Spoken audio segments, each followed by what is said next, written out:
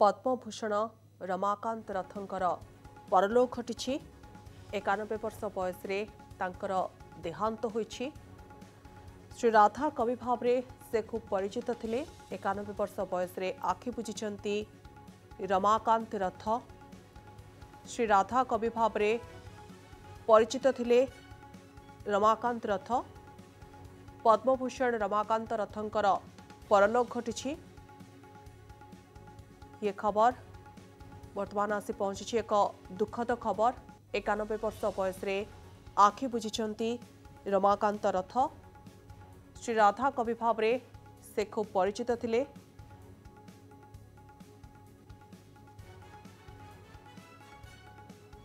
विशिष्ट कवि पद्मभूषण रमाकांत रथंकर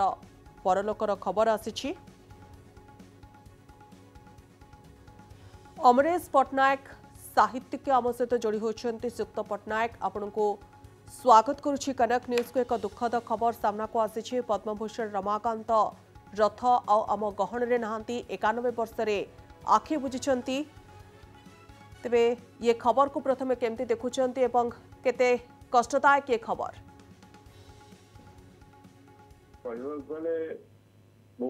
ओडिया साहित्य नुह भारतीय समग्र साहित्यर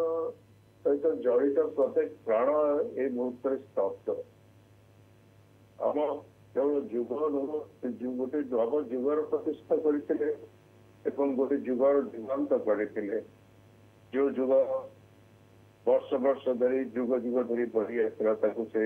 नुआ दिग्दर्शन देते। परम सौभाग्य से आम संस्पर्श लाभ करूँ एवं आज आम गोटे अविस्मरणीय दिन रहा। केवल आम कविता साहित्य जगत समग्र भारत एक अविस्मरणीय दिन। ए मुहूर्त प्रति कवि प्राण प्रति साहित्यिक एवं ओडिया साहित्यर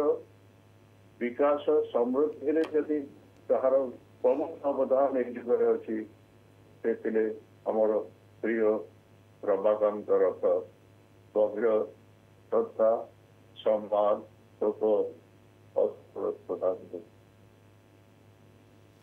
श्रीजुक्त पट्टनायक आपंटू जानापी चाहूँ रमाकांत रथंकर वियोग एक बड़ क्षति आनीदे साहित्य जगत पाई। किंतु साहित्य जगत रे से जो भाव में कार्य करते साहित्य को आग को नवाई जो लेखनी रही जुग जुग हो अमर हो रहिबो। आम देखा केवल साहित्य ओडिया साहित्य विशेष भाव ओडिया कविता ओडिया गल्प जगत से जो अवदान रखीगले जुग जुग ओडिया कविता जिते दिन पर्यंत कविता जे पर्यंत थी विश्व से पर्यंत रमाकांत रथ अवदान नुआ दिग दिग्दर्शन देवारे अद्वितीय कहले अद्वितीय मैंने विशेष आम कटक ओडिशा माटी से कटक जन्म होते से मन पड़ जाऊँगी एपरी महान व्यक्ति हर उत्कल जननी आज नुआ को प्रतीक्षा कर नुआ कारण आम जेहेतु उत्तीर्ण बयस आम दुख सहित आनंद अनुभव करने बहुत कष्ट पाते। तेणुक आम जी जहाँ छाड़ी जाइए किपरि भाव में पुणी विकसित प्रस्फुटित करवा से दिगरे किपरि जावा से नुआ पीढ़ी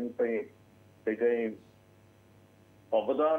दिग्दर्शन हम भावुँ। कविता से केवल ओडिशा नुह आप जानते से केंद्र साहित्य एकाडेमी सभापति थे फेलोशिप फेलोशिप दिखाई। केवल ओडिशा नुह भारत वर्ष विश्व से गोटे अद्वितीय नक्षत्र रही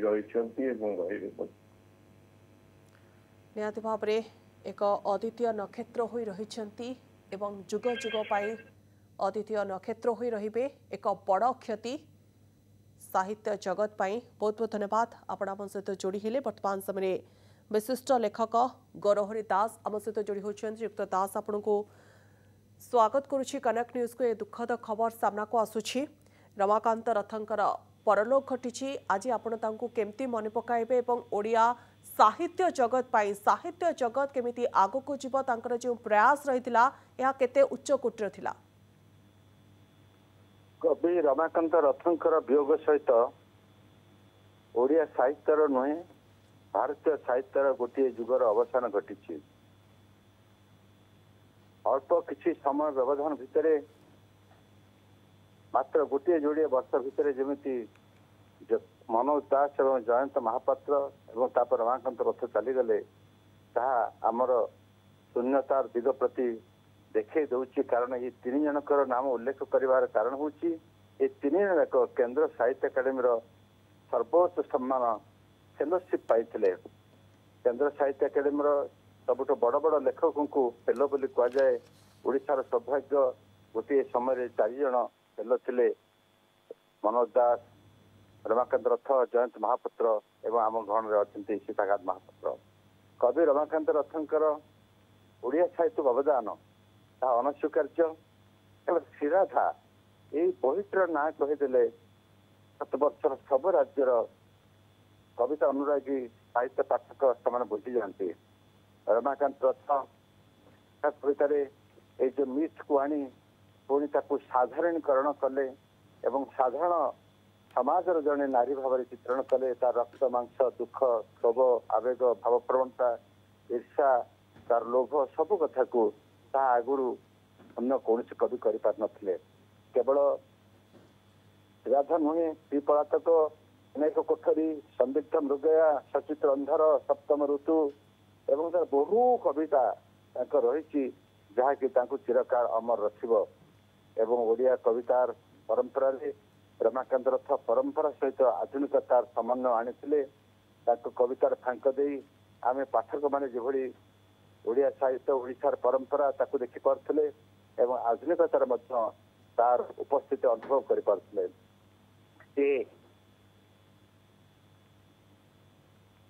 विशेषकर प्राबंधिक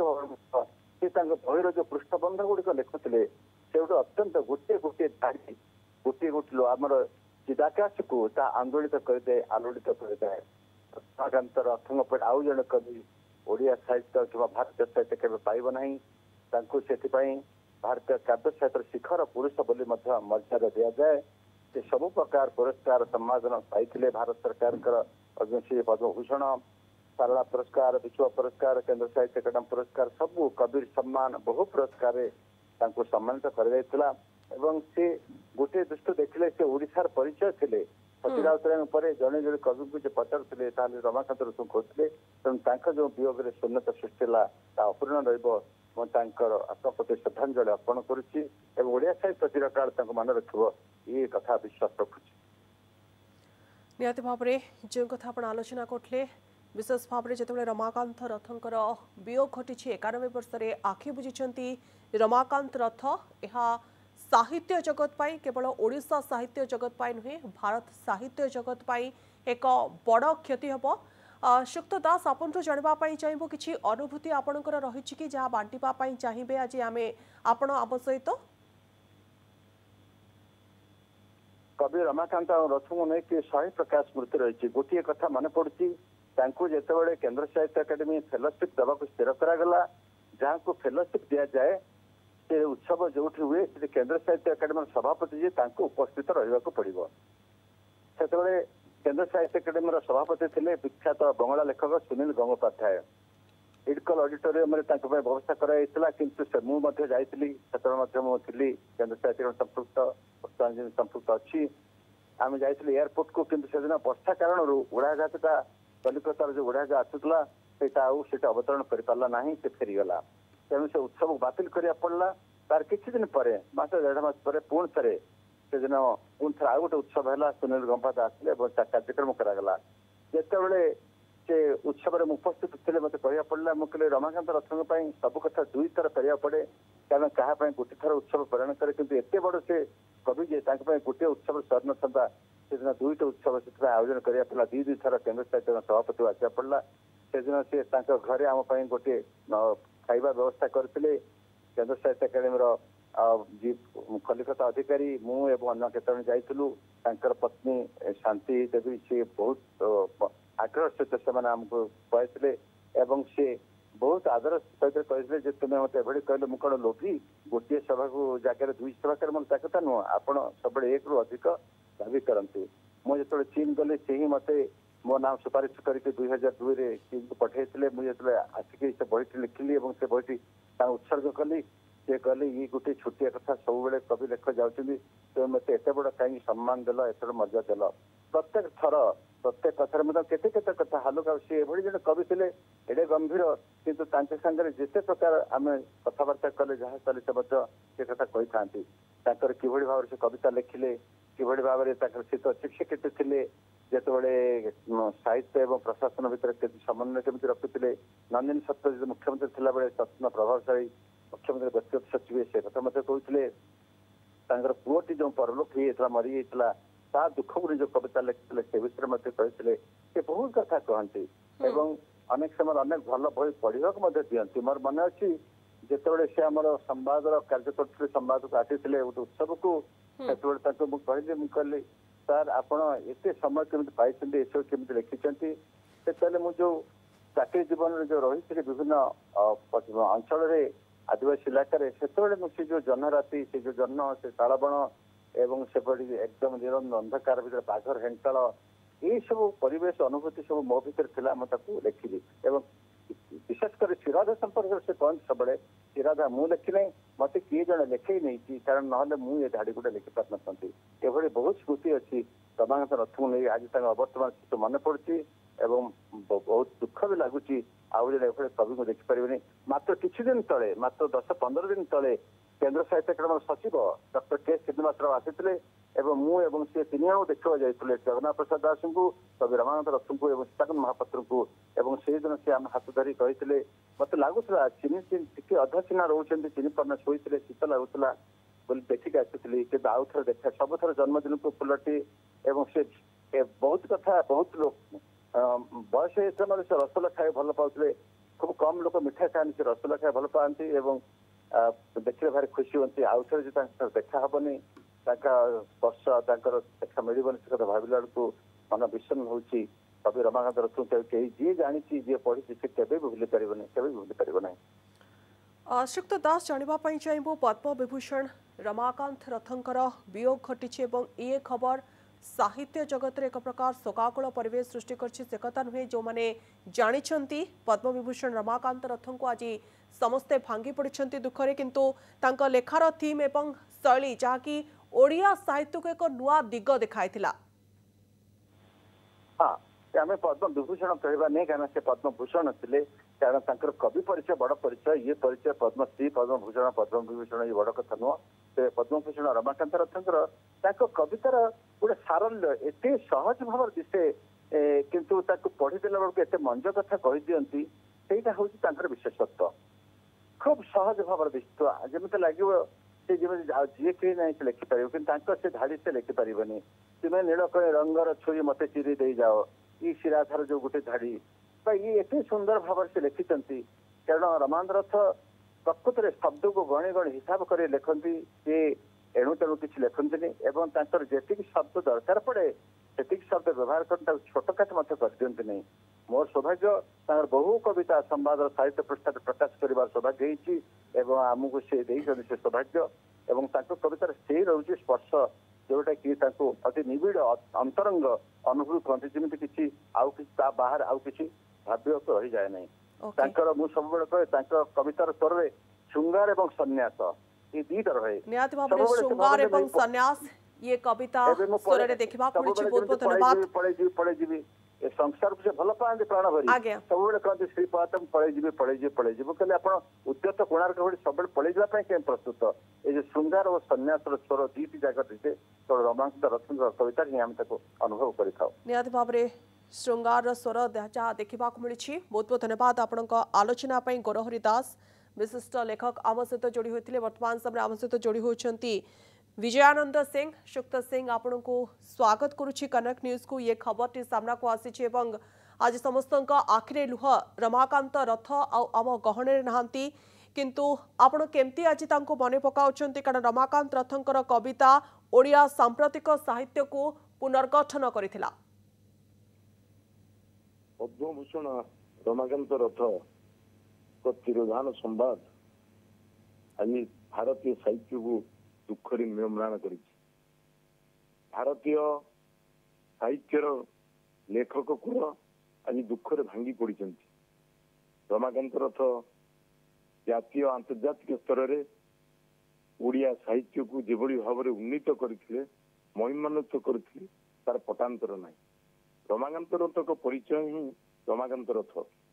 से थिले शब्द सरस्वती से थिले परिपूर्ण सार्थक मनीष जीवन सबुटी पर्यायर सार्थकता एवं सफलता को नहीं से बाट चली परी सरल कोमल एवं निष्काम व्यक्तित्व यथार्थ विरल कहले अत्युक्ति हम ना। तरुण ठू आरंभ कर वृद्ध पर्यंत आबाल वृद्धवनिता को आपणार कर पिला संगे पिला ही परुले बड़ संगे बड़ ही परुले प्रशासन क्षेत्र में दक्षता प्रतिपादन करुले एवं से एकमात्र व्यक्तित्व आम जातिर एवं भाषा साहित्यर ये केंद्र साहित्य एकाडेमी उपसभापति एवं सभापति उपाध्यक्ष अध्यक्ष हो पारि एक दिग निर्देश कर आमे समस्ते निकट कृतज्ञ।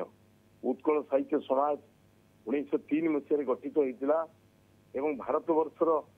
एक सार्थक सफल साहित्य अनुष्ठान 1903 मसीहार अनुष्ठान से अनुष्ठान को केंद्र साहित्य एकाडेमी स्वीकृति दे नथिला। 1954 मसीह स्थापित एवं भारत सरकार द्वारा प्रतिष्ठित पंडित जवाहरलाल नेहरू को द्वारा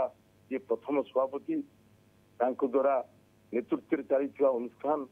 उत्कल साहित्य समाज अनुष्ठान से परिसरभुक्त हो पार ना। रमाकांत रथ जिते केंद्र साहित्य एकाडेमी सभापति दायित्व वरण कले से आम उत्कल साहित्य समाज कर्मकर्ता भाव में दृष्टि को जिते एक अणागला से तत्क्षणात निष्पत्ति नहीं समस्त नियम कानून भितर उत्कल साहित्य समाज को जातीय स्वीकृति देते से कही ये हूँ जातिर नुहे भारत वर्षर महा अनुष्ठान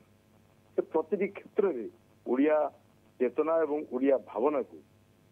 विशेष भाव में प्रकाशित करने एवं प्रस्फुटित करने जपरी उद्यम कर पटांतर ना।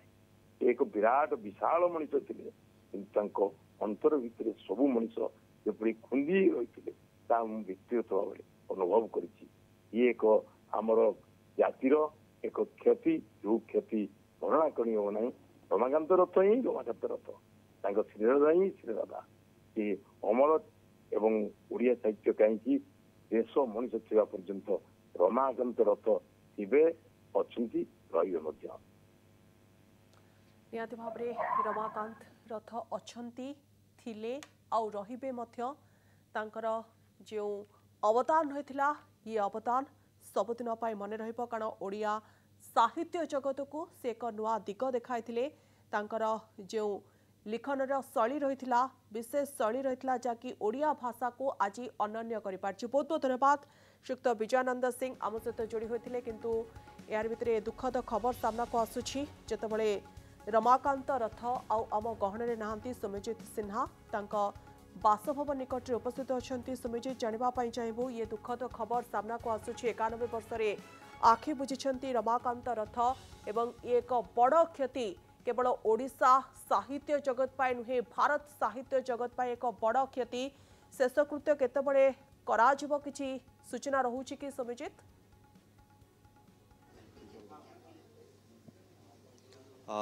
निश्चित रूपे सौम्या आम जदि देखा ये सीधा सड़क दृश्य बासभवन वर्तमान समय आउ नहांती पद्मभूषण रमाकांत रथ एवं 90 वर्ष बयस वर्तमान समय देहांत होइछि। घरे थिले असुस्थ थिले एवं परवर्ती समय देहांत होइछि हम कहि परिबा एवं तांको परिवार लोक मध्य आसुचंती धीरे धीरे एवं जहाँ आम निकट में सूचना रोची पुओ तांकर सिंगापुर रे अछंती सी आसीबा परे ही शेषकृत्य संपन्न करा जिवो झियो माने मध्य आसुचंती से समस्ते आसबे जितेबले ता परवर्ती समय रे पूरी निया जीवार कार्यक्रम रही बोली जहाँ वर्तमान सुधा सूचना मिलूँ किंतु कौन स्पष्टता वर्तमान समय आसी ना जे निर्दिष्ट भाव में सत्यनगर को नेबे कि पूरी नेबे तांकर शेषकृत्य पर किंतु जहाँ आम आलोचना करूँ एठी जो उपस्थित अच्छा कहवा कथा जे पूरी निया जाई पारे एवं तापर तांकर शेषकृत्य करा जीवो अपेक्षा करा जायछि तांकर पुओ सिंगापुर रु फेरिबे एवं परवर्ती समय रे शेषकृत्य करा जीवो एवं परिवार लोक बंधु प्रियजन समस्त वर्तमान समय रे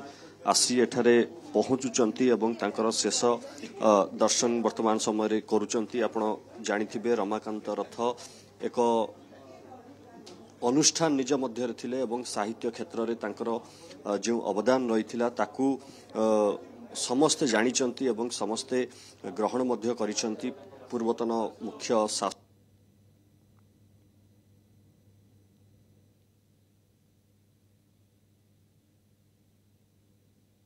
एवं तांकर जो कविता संकलन रहिथिला ताहा ही तांकर स्वतंत्र परिचय सृष्टि करथिला साहित्य क्षेत्र रे तांकर जो अवदान रहिथिला जो कविता माध्यम रे से जो कविता लेखि थिले बा तांकर माध्यम रे जो जो साहित्य क्षेत्र रे जो कविता गुड़िक आसी थिला ताहा केउठी ना केउठी एक अनेक बड़ कथा रहिथिला एवं तांकर कविता संकलन को आम जो देखिबा संदिग्ध मृगया कथा कहबा सप्तम ऋतु कथा कहबा सचित्र अंधार कथा कहबा श्रीराधा कथा कहबा अनेक कविता से लेखिथिले एवं से कविता गुड़िक साहित्य क्षेत्र रे अनेक बड़ भूमिका ग्रहण करथिला हम कहि परिबा बा जो माने पाठक रहिथिले सेमानंकु अनेक आदृति देइथिला एवं सेही कथा आदि हम कहिबा केंद्र साहित्य एकेडमी द्वारा मध्य तांकर से पुरस्कृत होइथिले विभिन्न कविता पई ता सहित सचित्र अंधार जो कविता रहिछि सेथि पई तांको सारला पुरस्कार मध्य सम्मानित करा जाइथिला 1992 मसिया रे सरस्वती सम्मान मध्य पाइथिले सिए एवं अनेक गुड़िए सम्मान अधिकारी होइथिले अनेक गुड़िए कविता लिखिथिले अनेक आदर पाइथिले विशेषकर जो माने साहित्य क्षेत्र रे जो माने कलाप्रेमी जो माने रहिचंती से माने तांकु भल भाव रे जानिथिले एवं अनेक जो कविता संकलन तांकर रहिथिला ताहा केउठी ना केउठी तांकु परिचय देइथिला एवं परवर्ती समय रे जतेबेले तांकु ओडिशा बाहर लोक माने जानिबाकू लागिले एवं परवर्ती समय रे सारा देश कथा कहबा एवं सारा देश कथा कहबा देश विदेश रे से तांकर साहित्य प्रति जो अवदान रहिथिला सेति पई से ना करिथिले एवं वर्तमान समय रे जो दुखद खबर आसी पहुंचुची जे तांकर परलोक घटिची एवं अपेक्षा करा जाइची तांकर परिवार लोक समस्ते आसीबे जेतेबेले ठाकू तांकर खारवलनगर स्थित बासभवन को पुओ सिंगापुर रे अछंती से फेरिबे एवं फेरी सारिबा परे तांकर शेषकृत्य पई जहा कार्यक्रम रहिची ताहा निर्धारण करा जिवो केउठी करिवे सत्यनगर करिवे कि पुरी रे करिवे ए तमाम जिंस तांको परिवार लोक तांको पुओ सिंगापुर जेतेबेले आसीबे ता परवर्ती समय रे स्पष्ट हबो नियति भाबरे सुमिजित जो कथा आपण आलोचना करले ये दुखद खबर ओडिया साहित्य जगत पाई एवं सारा भारत रो जो साहित्य कथा में आलोचना करिबा रमाकांत रथंकर एक बलिष्ठ भूमिका रहिथिला तांकर लेखा खूब उच्च कोटरे रहिथिला।